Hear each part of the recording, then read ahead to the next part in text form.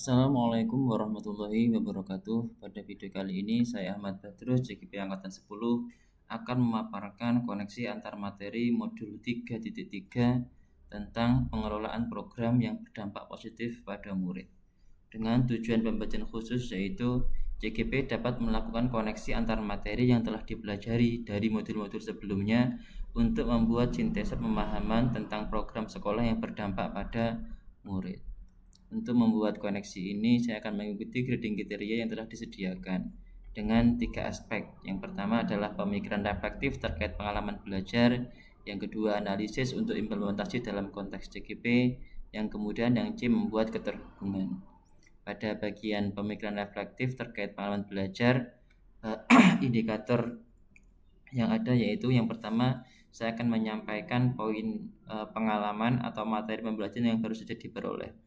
Pada modul 3.3 ini saya belajar tentang bagaimana saya membuat sebuah program yang berdampak kepada murid, apakah itu intrakurikuler, kokurikuler ataukah ekstrakurikuler. Pun juga dalam pembuatannya itu kita mempertimbangkan student agensinya atau kepemimpinan muridnya.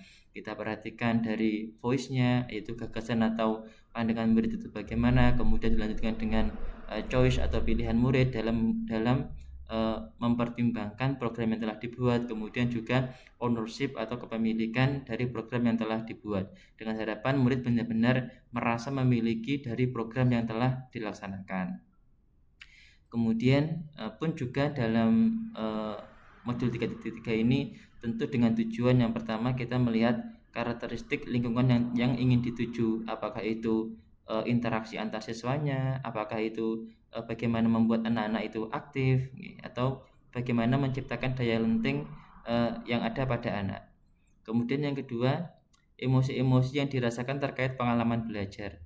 Selama belajar modul 3.3 ini saya belajar banyak hal, yaitu yang saya kira sebuah program yang berdampak pada murid itu lebih ke ekstrakurikuler, ternyata juga pada kokurikuler sama intrakurikulernya. Bagaimana seorang guru itu membuat program dengan pertimbangan murid, tentunya guru hanya sebagai mitra, yang mana bagaimana murid benar-benar merasa memiliki dari program yang telah dilaksanakan. Karena sebagaimana yang saya pahami sebelumnya, bahwa murid akan berkembang jika mengikuti ekstrakurikuler, katakanlah apakah itu pramuka, PMR atau ekskul yang lain.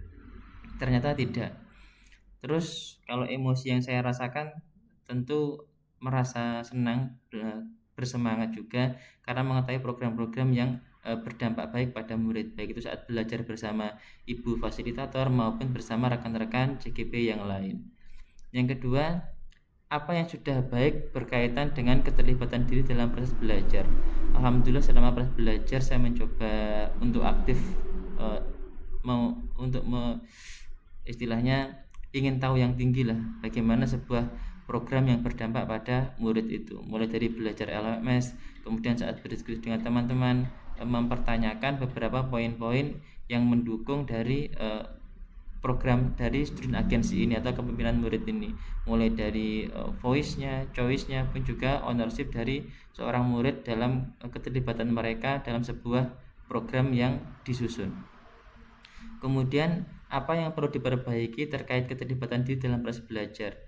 Mungkin yang perlu saya perbaiki adalah kesungguhan belajar saya dalam materi ini. Mungkin ada yang terlambat saat pengerjaan, itu juga menjadi koreksi bagi saya, dengan harapan berikutnya lebih mendalami materi lagi.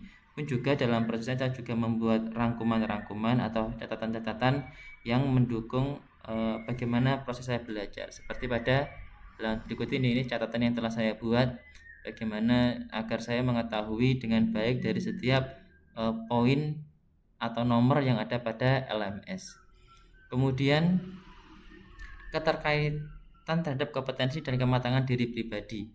Dari modul 3.3 ini tentu ini sangat mendukung bagaimana kompetensi saya dalam sebagai seorang pendidik, tentunya bagaimana dalam lingkup kelas saya mencoba membuat anak-anak mengelola program yang mereka miliki, mulai dari karena saya guru agama, mungkin bagaimana mereka mengatur musola agar nyaman saat ibadah, membuat remaja musola, bagaimana mereka mengkoordinir diri mereka sendiri dalam kegiatan beribadah, baik saat sholat, baik saat mengaji, pun kegiatan keagamaan lainnya. Kemudian poin B yaitu analisis untuk implementasi dalam konteks CGP dengan beberapa poin indikator. Yang pertama, memunculkan pertanyaan kritis yang berhubungan dengan konsep materi dan menggalinya lebih jauh. Pada poin pertama ini saya mencoba membuat pertanyaan pada forum elaborasi yang saya tuliskan, yaitu yang pertama akan saya bacakan soal yang menurut saya kritis nih. Yang pertama, untuk pertanyaan pembuka dalam mewujudkan kepemimpinan murid, jika di persentase berapa persenkah dominasi guru dalam sebuah program atau kegiatan yang digagas? Apakah 100% murid dan 0% guru, atau ada ukuran tertentu? Karena mengingat tentu beda bagaimana kepemimpinan murid di usia TK, SD dengan murid-murid SMP atau SMA, atau prestasinya tergantung dari program atau kegiatan. Nah, ini pertanyaan kritis ini saya muncul karena dalam konsep kepemimpinan murid itu bagaimana seorang murid benar-benar merasa memiliki dari program yang ada. Nah, jadi pertanyaan yang saya munculkan, seberapa persenkah guru terlibat dalam membimbing murid ini? Apakah semuanya ada pada murid 100% ataukah ada bagian-bagian tertentu?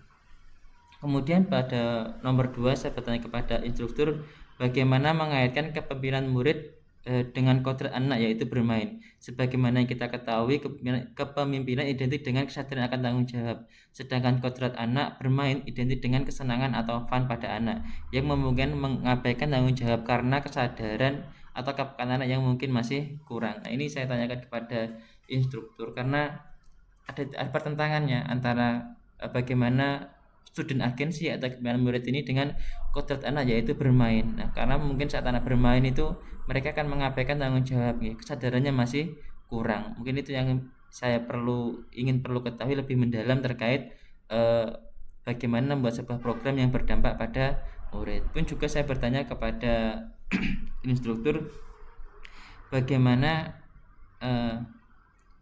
baik menurut itu dari program atau kegiatan yang ada, baik itu intra, co, atau ekstrakurikuler, bagaimana langkah yang baik dalam memacu guru-guru atau pembina-pembina kegiatan agar lebih memunculkan suara pilihan yang memilihkan murid. Karena dari kasus-kasus yang ada kebanyakan masih teacher center. Nah, ini saya berkaca kepada di lapangan, ya, kebanyakan masih gurunya yang mengatur, yang mendominasi dari pembelajaran. Nah, ini saya bertanya kepada instruktur bagaimana langkah-langkah yang baik, ya, bagaimana guru-guru, pembina-pembina kegiatan. Kadang saat ada ekstra tentu yang paling dominasi adalah guru ekstra tersebut, ya, bagaimana mengarahkan anak-anaknya. Nah, yang ingin saya tanyakan itu bagaimana anak-anak secara sadar, istilahnya belajar secara mandiri, atau dalam LMS disebutkan keterampilan belajar.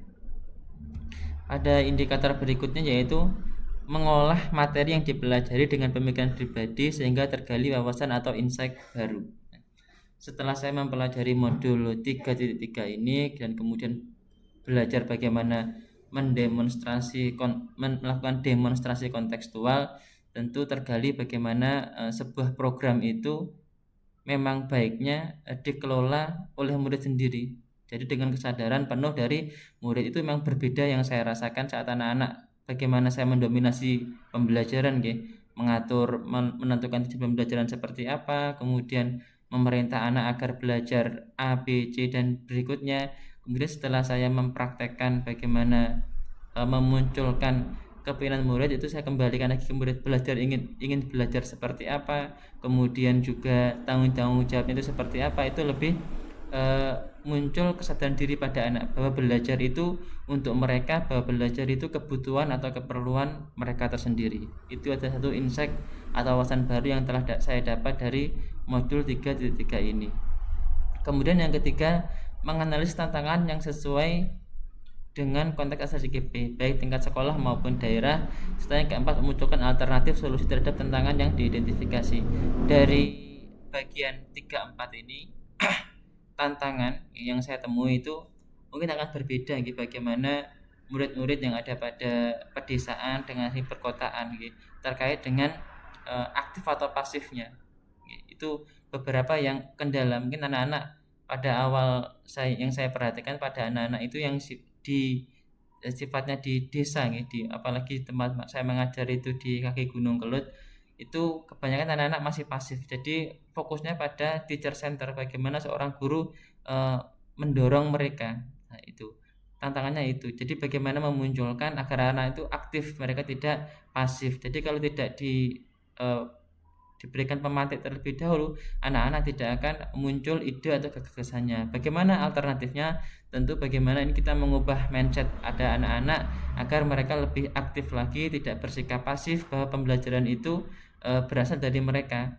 Konsepnya, katakanlah kalau di kelas pasif kita bisa memperhatikan saat mereka beristirahat, mungkin kita bisa memperhatikan kecenderungan atau hobi minat mereka saat bermain itu, kemudian kita geser dalam pembelajaran sehingga apa yang pembelajaran dilakukan itu sesuai harapan mereka terkait voice-nya, choice, dan ownership-nya. Kemudian yang C, membuat keterhubungan dengan indikator yang pertama, pengalaman masa lalu. Dari pembelajaran modul 3.3 ini dengan pengalaman masa lalu, bagaimana saya mengajar sebelumnya, yaitu hanya fokus pada diri saya secara pribadi, bagaimana fokus pada tujuan tapi dengan mengabaikan choice, voice, sama ownership murid, itu akan saya rubah. Jadi tentunya setelah belajar modul 3.3 ini, bagaimana saya berusaha memunculkan gagasan atau pendapat anak terkait pembelajaran, kemudian juga meminta pendapat mereka, pilihan-pilihan apa yang tepat, choice-nya pun juga bagaimana membuat anak-anak itu merasa bahwa pembelajaran yang dilakukan itu benar-benar milik mereka sendiri, bukan milik guru yang mengajar. Kemudian penerapan di masa mendatang, tentu dalam pembelajaran berikutnya bagaimana saya membuat anak-anak merasa memiliki keterampilan belajar sendiri, kesadaran penuh pada diri anak, bagaimana bahwa pembelajaran ini dilakukan oleh anak sendiri, bahwa mereka butuh untuk melakukan pembelajaran tersebut. Dari pembelajaran kita berikan pertanyaan pemantik yang sekiranya bisa membuat mereka sadar bahwa belajar itu untuk mereka sendiri, bukan untuk guru, atau hanya sebagai tugas saja, bahwa belajar itu bagi mereka adalah kebutuhan yang harus dipenuhi. Kemudian poin ketiga, konsep atau praktik baik yang dilakukan dari modul lain yang telah dipelajari. Setelah saat mencoba membuat saat belajar modul 3.3 ini, tentu ini terkoneksi dari modul-modul sebelumnya. Saat saya belajar bagaimana membuat kepemimpinan murid dalam sebuah program, tentu ini akan berhubungan pada materi 3.2, yaitu aset-asetnya.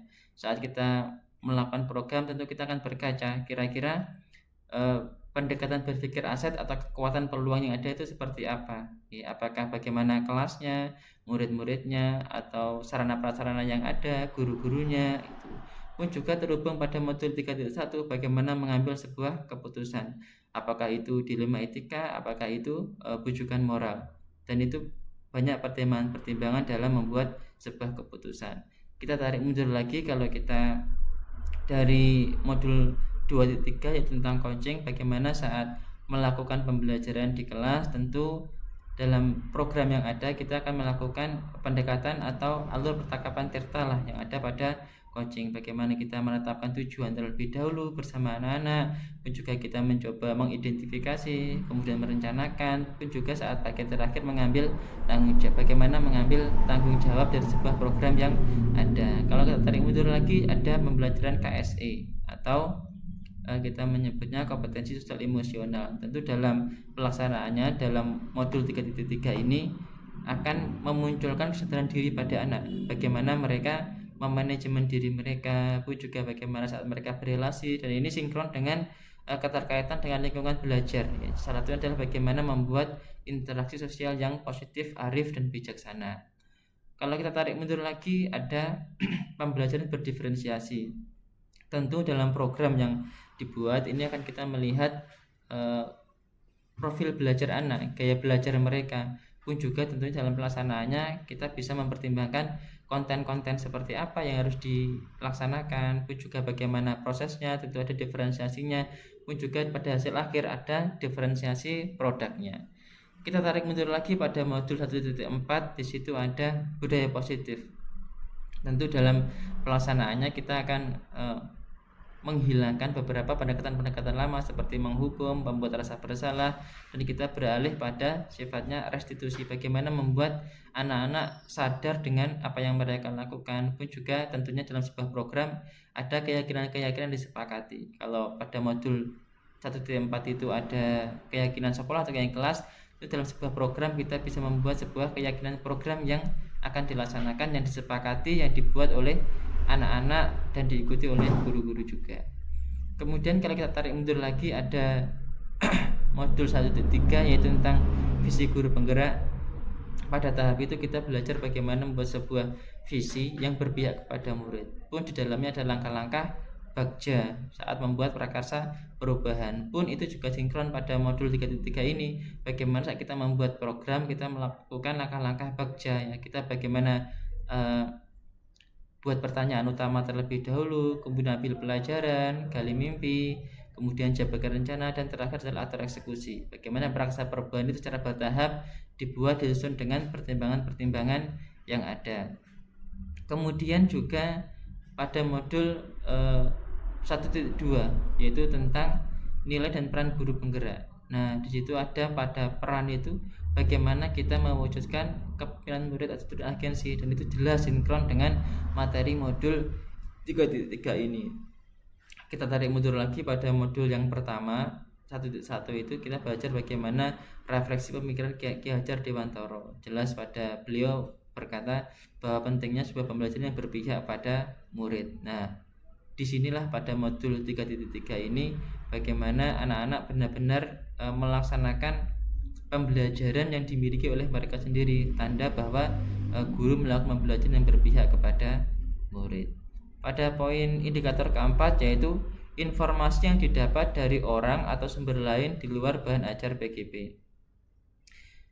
Yang saya dapat saat berinteraksi dengan teman-teman, rekan CGP, pun juga rekan-rekan guru yang lain, pun informasi yang dapat bagaimana membuat sebuah program itu baik untuk anak-anak, yang sifatnya tidak hanya pengetahuan saja, kognitif saja, tapi bagaimana memunculkan kreativitas atau soft skill yang ada pada anak, memunculkan potensi atau bakat yang ada pada anak. Karena kadang memang adanya perbedaan pada kemampuan anak-anak, ada yang sukanya audio, ada yang sukanya lari ke sana ke sini atau kinestetik, pun juga ada yang sifatnya visual. Maka alangkah baiknya kalau dari informasi yang dapat itu kita bagaimana memunculkan kemampuan-kemampuan yang ada pada anak atau kesukaan-kesukaan hobi-hobi mereka yang kita dukung tentu dengan bimbingan yang terarah. Karena ini sinkron dengan apa yang saya demonstrasikan, yaitu karena anak-anak itu sukanya bermain musik ya, bermain robana, maka saya arahkan bagaimana membuat sebuah program yang terarah melalui bermusik ini. Demikianlah koneksi antar materi modul 3.3 tentang pengelolaan program yang berdampak positif pada murid. Akhir kata, terima kasih. Assalamualaikum warahmatullahi wabarakatuh.